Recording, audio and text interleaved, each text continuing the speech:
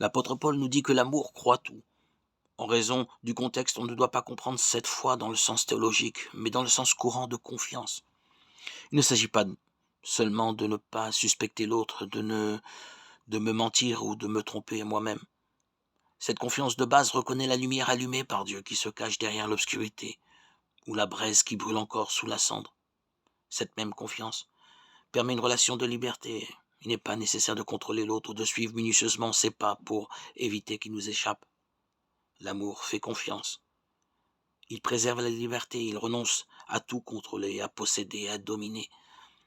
Cette liberté qui rend possible des espaces d'autonomie, d'ouverture au monde et de nouvelles expériences permet que la relation s'enrichisse et ne se transforme pas en une endogamie sans horizon.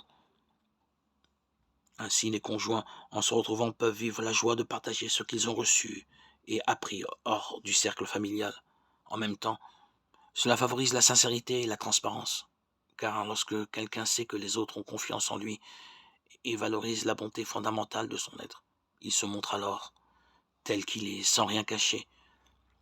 Celui qui sait qu'on se méfie toujours de lui, qu'on le juge sans compassion, qu'on ne l'aime pas de manière inconditionnelle, préférera garder ses secrets, cacher ses chutes et ses faiblesses, feindre ce qu'il n'est pas.